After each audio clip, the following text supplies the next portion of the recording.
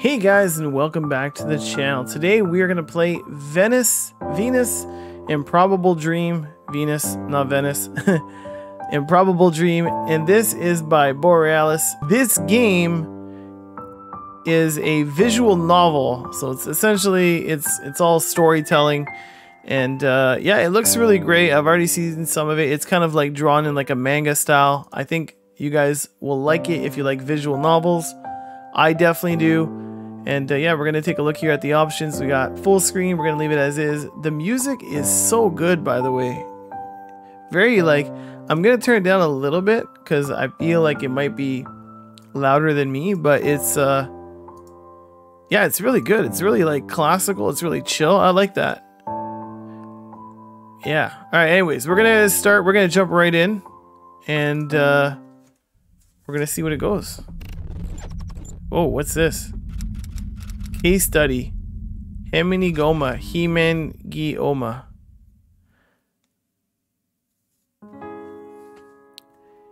Hemengioma. That's what my parents told me it was called.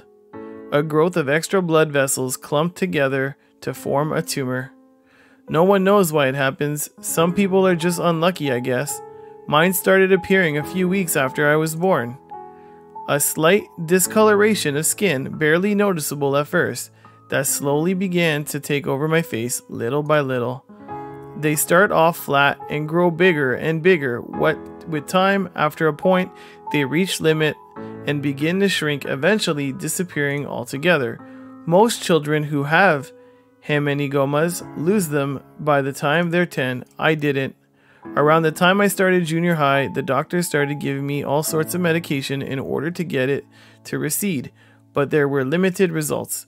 The main swollen bulge of the tumor shrank, but for the most part, but other than that, nothing changed. I'm still left with a huge dark red patch of rough, rubbery skin on my face. I hate it. Surgery was discussed at one point, but considering how close to my eye this is, it would be risky. My parents decided against it. They said that I didn't need it, that I could still live a perfectly happy life the way things were, and that was that. Hemenigoma and tumor sound like scary words, but in fact, hemenigomas are almost always harmless, so they're not scary at all. Well, not to everyone else. They still are to me, not because of what mine could do to me, but for what it does to other people. I can't even begin to recall the amount of times a stranger has gawked at me on the street or shuddered in repulsion of the sight of my face. The worst part is, I don't blame them. After a while, I began to feel like I deserved every mean comment, every snarky remark, and every playtime left alone. While everyone else had fun together, they were right. I'm ugly. Every time I see it, I touch it, or remember that it's there, I just want to die. My parents used to tell me that I didn't matter what I looked like, that the people who were rude about it was their problem, not me. They'd always incite that I'd grow up just the same as everyone else.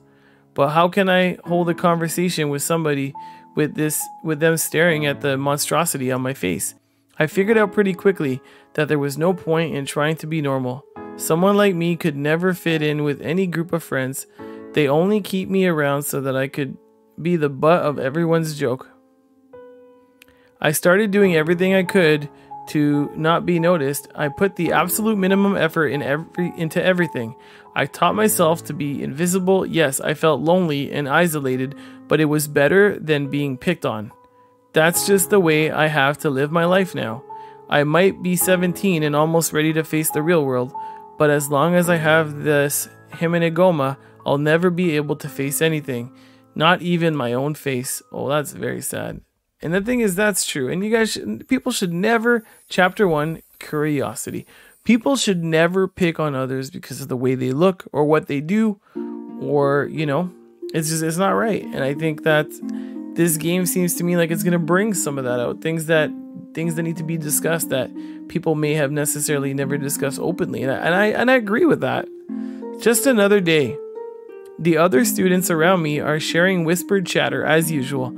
I sit right at the back of the room so I can see everybody else in the class. More importantly, they can't see me. It's one of my safety barriers. You tend to make a lot of them when you have a problem like I do. Glancing back at my workbook, I let my eyes comb over the questions again. I've answered them all, but in the incessant scratching of pens on paper tells me that everyone else is still working. It usually plays out this way. I've never exactly been smart, but with nobody to talk to, I just put my head into my schoolwork. Thanks to this, I've never had any issues with low grades. The last thing I'd want to do is to be called out for not putting in enough effort. Wouldn't really help with the whole not being noticed thing. With nothing else to do, I let my gaze move to the view out of the window. To my left, it's early June, so rainy season's probably going to hit us soon. The sky isn't exactly cheerful, turning more and more gray by the day, but at least it's warm. Don't forget to read through pages 198 to 204 before the next class. I wonder what that was. There was like a little music note. Matsumoto Sensei's voice is so loud in comparison to the hush of the room, I almost flinch. His instructions must mean that the bell is about to ring for lunch. Looking up at the clock on the wall confirms it. Quietly, I start to pack my things away. My classmates aren't in the same hurry as they tend to linger for a while, gossiping and doing whatever it is that friends do before heading to the cafeteria. You wouldn't catch me doing either of those things. I have my own little ritual that I do every day.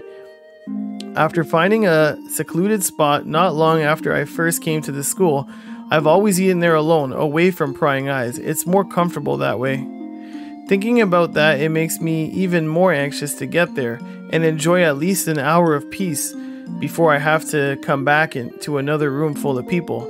Remember, it's Wednesday, so you got your science quiz coming up after lunch. The classroom erupts in a collective groan.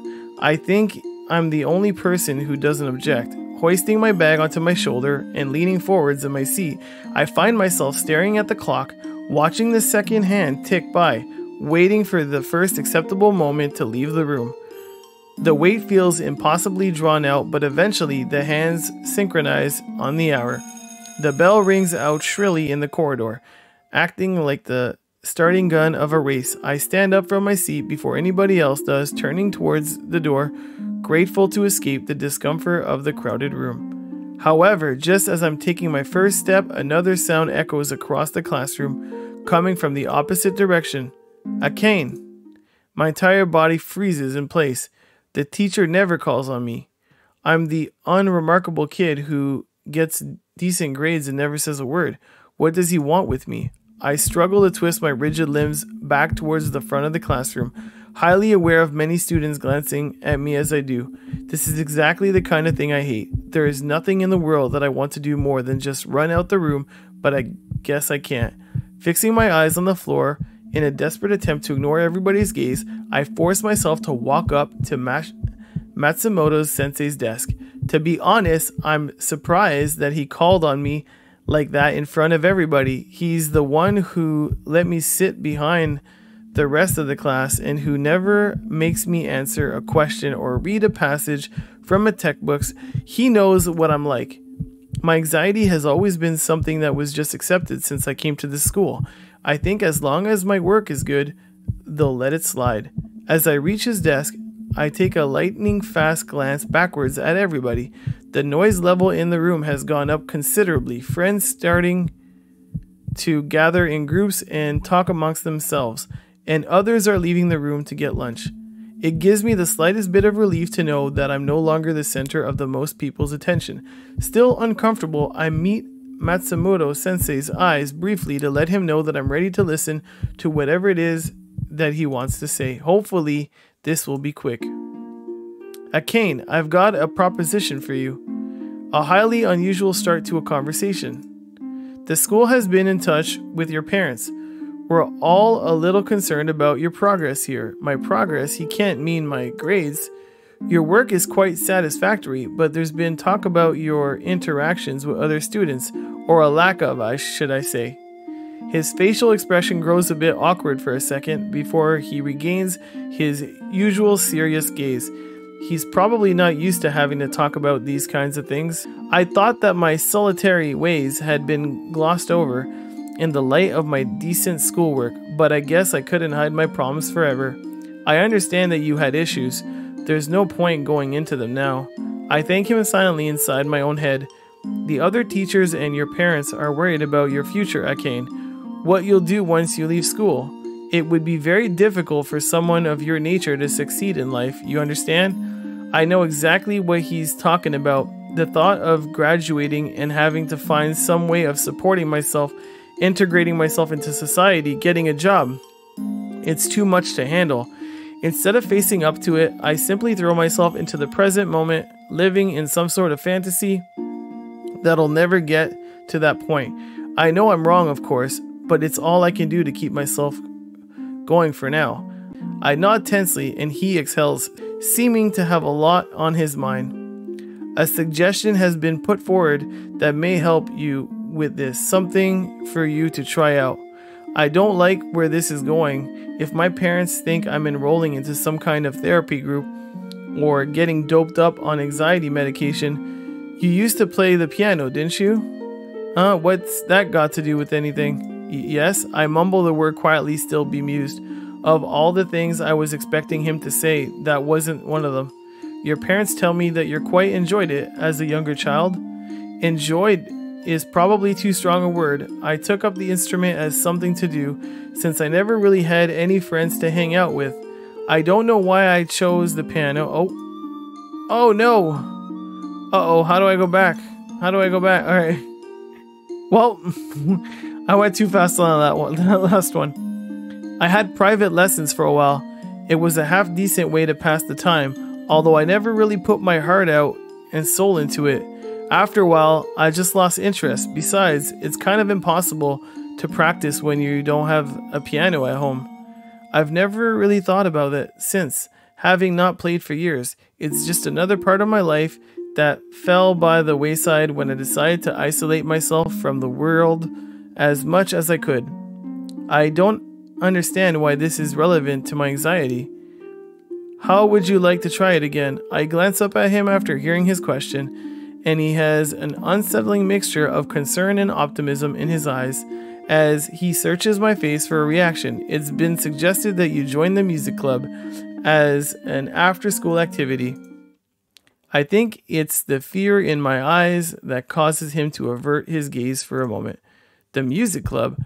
I've never joined a school club in my life. A room full of people expected to work together in close proximity to make something happen is the complete opposite of what I want. I want everything to stay the way it is. I want to sit at the back of the class and scrape by unnoticed by everyone else. How on earth could someone like me join a club?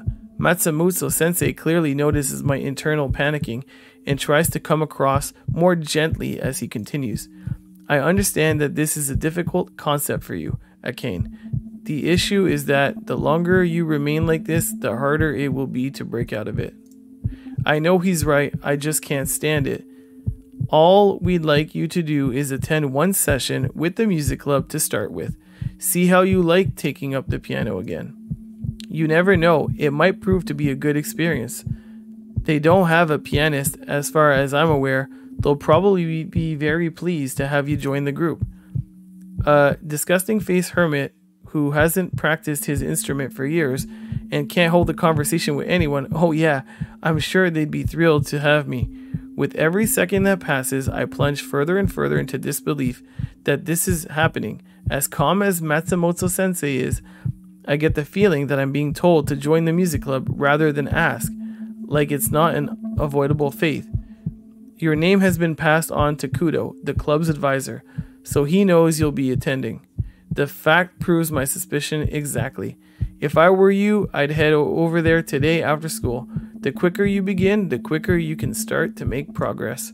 I'm sure your parents will be very excited to hear how it goes. I'm sure they will.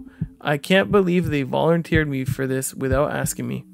My thoughts threaten to consume me entirely, but I can feel Matsumoto Sensei eyes boring into my face, waiting for some sort of answer. My skin starts to prickle, and my stomach jitters. I can't say no, but considering everything he says, I don't think it's possible. Oof. Squeezing my eyes shut and accepting my circumstances grudgingly, I nod my head. I'm not looking at him, but I can feel him relax. Great news. I'll send a message to Kudo. This could be the start of something very beneficial for you. I hear him step aside, collecting his things together at his desk, and I take this as an indication that our conversation is over. Prizing my eyes open again, I almost hope that this has all been a bad dream and that I'll wake up in my bed. Unfortunately, the classroom comes hazily back into view. It's real. A little too overwhelmed to think properly, I coerce my legs to work again, propelling me towards the door. Let's just focus on getting to my safe spot first. A cane. I halt myself again at the sound of my own name being called once more. My nerves somewhat frazzled. I don't turn around, simply waiting for him to speak again. What he says is something I can't bring myself to fathom as a possible reality. No one's going to laugh at you. Whew! This game is hitting me in the feels, man. It's, again, we are going to end it here. And I think that this is something that definitely needs to be talked about. And Borealis, I think your game is doing a wonderful job of this, because whether you're somebody who may be, in contact with someone that has, that may have dealt with something like this in their life, or maybe you're dealing with this in your life, and the way that this is presented as a visual novel it's actually amazing. It's beautiful. Like, it's doing a really good job, and the music too that's going with this, I think it's really well done. Borealis, you guys did a really good job. I'm definitely going to be giving this one a great review. And yeah, so we're going to call it here for this episode. I hope you guys enjoyed it. I know this one was a little bit emotional and a little bit real, but you know what? Sometimes that's a good thing. So I hope you guys enjoyed it. For all your indie needs, don't forget to like, share, subscribe, turn on that notification bell, and I will catch all you amazing humans on the next one. Be good, guys.